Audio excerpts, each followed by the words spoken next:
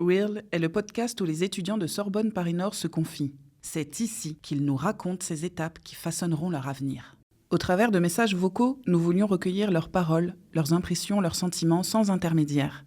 Juste la volonté de connaître ce qui se passe dans leur tête, de manière brute, de manière libre. Bienvenue sur Real.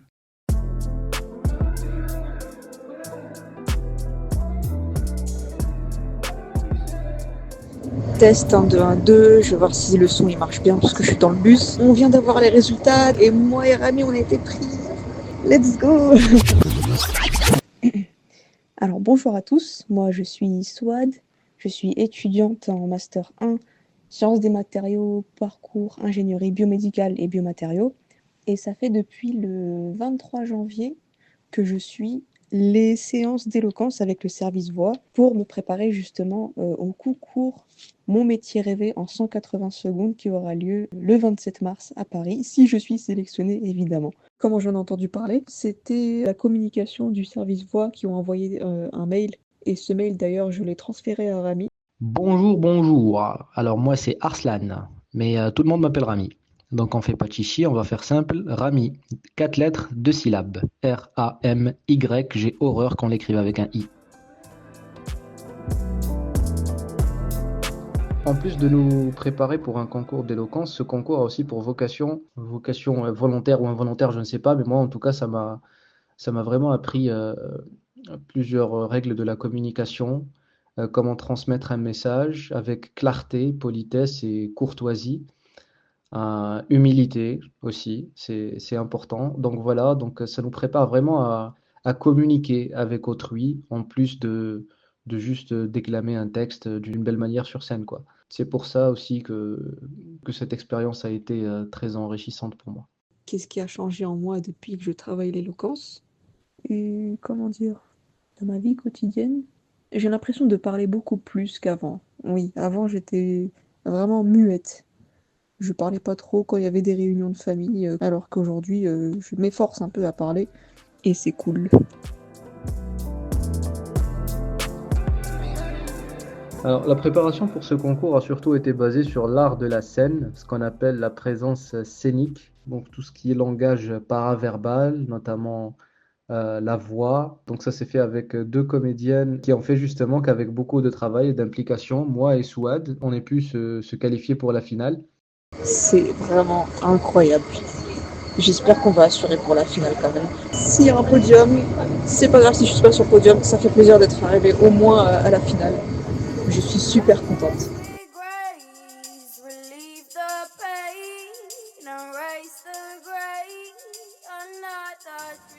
C'est le matin du concours. J'ai la boule au ventre.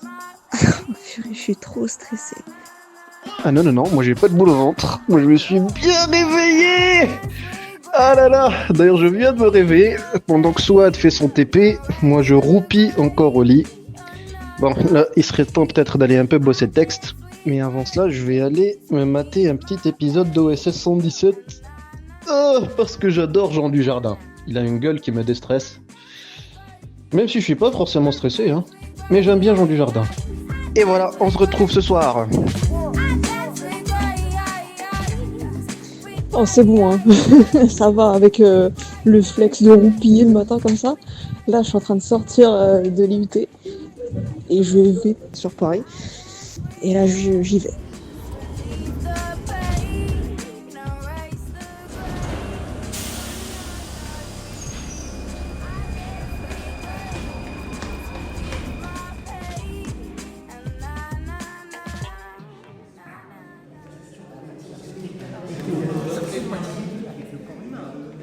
Là, c'est le temps libre, le quartier libre, ça fait quelques minutes que ça a commencé.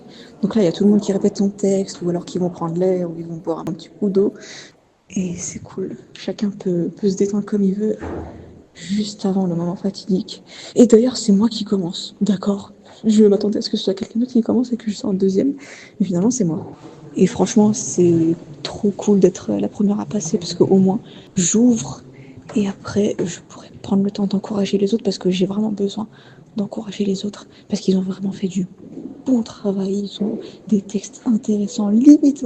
Je le répète encore une fois, peut-être que je vais me dénigrer, mais c'est eux qui vont gagner.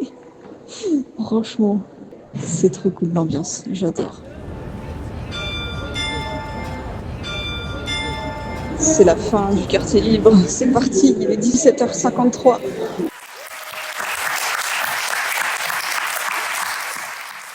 Nous venons d'accueillir nos 12 finalistes. Sachez qu'au départ, ils étaient quand même bien plus nombreux. Ils étaient 26 quand nous les avons rencontrés avec Fanny. Donc là, c'est la crème de la crème de la crème. Et pour démarrer, il a fallu que quelqu'un se lance. Et pour cela, nous appelons Swan.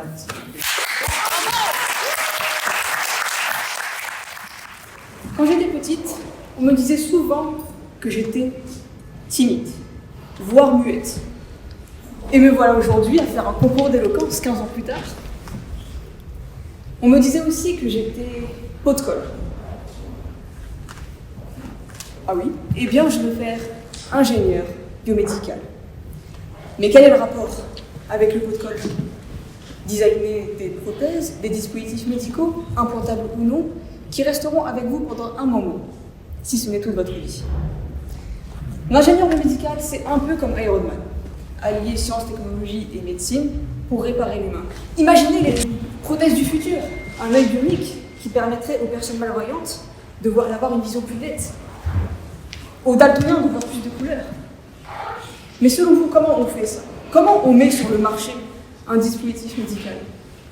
Il faut avoir en tête une idée de projet, analyser les besoins du patient, designer le dispositif médical, faire attention aux normes, tester sur les cellules, sur les animaux, et pour ça, il faut l'implanter, l'explanter, sans se planter. Est-ce que le test est validé? Non, c'est pas grave, rebelote, on redesign le dispositif médical, on fait attention aux normes, on reteste sur les animaux, sur les cellules, et pour ça, il faut l'implanter, l'explanter sans se planter. Est-ce que le test est validé? Oui, super, on peut apposer le marquage CE sur l'emballage pour montrer qu'il est conforme aux exigences européennes afin de garantir sa libre circulation sur l'ensemble du territoire. Mais à part ça, ma comparaison avec Iron Man tient toujours. Imaginez la discussion. Mais toi, tu fais quoi dans la vie? Moi, je design des exosquelettes pour que mamie puisse taper son meilleur sprint au supermarché. Ta mamie dans un exosquelette. Ça va, ça colle pas, ça va. Non, ma grand-mère n'a pas de problème pour marcher. Cependant, elle a une prothèse humérale au niveau du bras qui ne marche pas. Ses mouvements sont limités. Et pour moi, ça me fera du challenge pour améliorer le futur. Et pour finir, j'aimerais dire que, même si je ne suis pas médecin, je pense pouvoir aider autant de patients qu'un médecin. Et mes dispositifs médicaux pourront rester avec eux pendant un moment, si ce n'est toute leur vie, comme des pots de colle.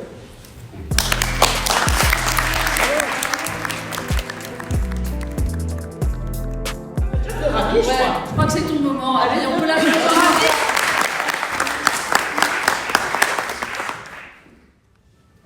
Honorables membres du jury, chère assistance, bonsoir.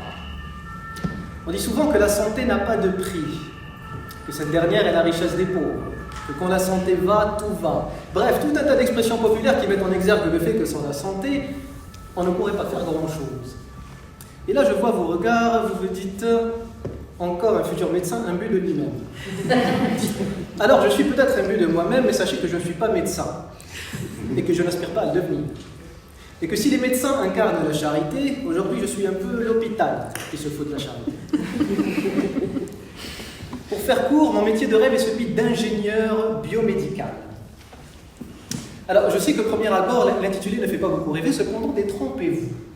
Car si l'on considère souvent le médecin comme le héros ultime de l'humanité, eh bien il faut savoir qu'il lui serait très difficile d'agir si moi, je n'apporte pas mon expérience. En effet, tous les dispositifs médicaux qu'il a sous le bras et qu'il utilise au quotidien, comme par exemple les stents qui sauvent de l'infarctus du myocarde, eh bien c'est moi qui les confectionne. Ce qui fait que mon rôle n'en demeure pas moindre en termes de santé publique. Maintenant, si je devais vous expliquer un peu plus mon métier, je dirais que c'est un grand mélange, aussi pluridisciplinaire et cosmopolite que Sorbonne Paris Nord. Car pour devenir ingénieur biomédical, il vous faut d'abord être un petit peu chimiste, comprendre la structure de la matière, ce qu'est qu'un matériau, sa compatibilité avec le corps humain. Et pour ça, faudrait-il encore connaître le corps humain. Vous devez donc être un petit peu biologiste, physiologiste, médecin au besoin. Il faut savoir caractériser les éléments jusqu'au picomètre près, puis aller chercher dans les moindres petits détails la petite chose qui cloche et qui va fausser vos résultats. Bref, vous l'aurez compris, c'est un métier de chipoteur. Et pour faire le master ingénierie biomédicale à l'Institut Galilée, il vous faut être très motivé. Bref, motivé, mais pas que, car il vous faudra aussi beaucoup de résilience et d'endurance. L'ingénieur biomédical est un prolétaire dont les droits sont fixés par les résultats. Il ne connaît point le répit jusqu'à trouver la meilleure formule, le meilleur matériau, garantissant un rapport bénéfice-risque optimal pour le patient. La tâche est donc certes rude, mais au regard du bien-être conféré aux malades, ce n'est qu'un pouillem de souffrance dans un océan de satisfaction pour le devoir accompli. Maintenant, si je devais résumer mon métier, je dirais qu'il consiste tout simplement à mettre la science, la conscience et l'innovation au profit du corps humain. Et comme disait ce bon vieux Rabelais, science sans conscience n'est que ruine de l'âme. J'aimerais aussi en profiter pour remercier ce beau pays dans lequel je suis invité et qui, en termes de soins, traite tout le monde de la même manière et de la même considération. Car il me semble qu'en France, on parle beaucoup des quelques trains qui arrivent en retard, mais hélas, pas assez de tous ceux qui arrivent à l'heure. Merci.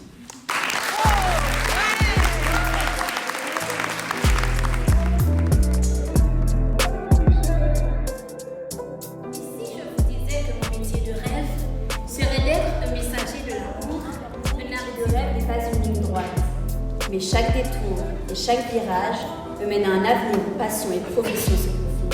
Je suis submergée lorsque je l'évoque, car il est bien plus qu'un simple métier. Il est une part de moi. Est-ce que vous avez un coup de cœur?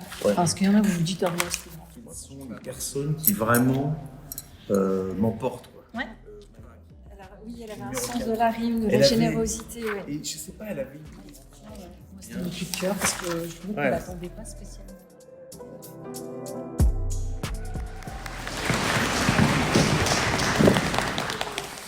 Il me revient le lourd privilège d'annoncer le premier ou la première pour les 3e années de licence et les masters. Si vous voulez bien faire le roulement de tambour.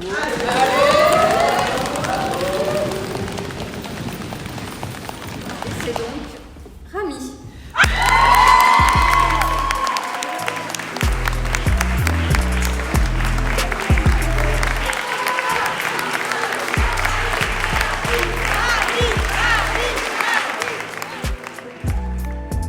Franchement, au début, j'avais pas le trac. Et comme on dit souvent que le trac vient avec le talent, je me pensais démuni de talent. Ce qui n'était pas le cas, visiblement, puisqu'on m'a donné le premier prix. Alors, je dois aussi avouer que ce premier prix ne m'aidera pas à me réapproprier une certaine humilité. Maintenant, je vais encore plus me la péter. Non, je déconne. Je suis très reconnaissant envers ce prix, envers l'université, envers cette institution. C'est un petit peu ma manière à moi de rendre hommage à la langue française. Voilà, cette langue que m'a appris mon grand-père depuis tout petit. Parce que je n'ai pas vraiment vécu dans un milieu francophone, c'était surtout grâce à mon pépé. Maintenant, j'ai gagné le premier prix du concours d'éloquence. Je suis très heureux et voilà, merci à vous tous. C'était tellement stressant, surtout que j'étais la première à passer. Et c'était très différent cette fois par rapport aux répétitions, parce que quand je répétais, je prononçais seulement les mots sans entendre leur sens. Et là, comme il y a eu l'écho dans la salle, j'ai entendu les sens de mes mots et je me suis dit, c'est ça que j'ai dit? C'est vraiment ça que j'ai dit? Ah, c'est vrai que j'ai un texte à dire. C'est quoi la suite du texte? Et c'est là où j'ai oublié mon texte. Mais comme Clémence m'a dit, t'as vraiment été une guerrière. Ça m'a vraiment rassurée. Je me suis pas laissée abattre. J'ai su rebondir. Et pour ça, je suis fière. Merci à Souad Assakali et Rami Arslan Azizi. Prochainement, un nouvel épisode. Real, un podcast Sorbonne Paris Nord.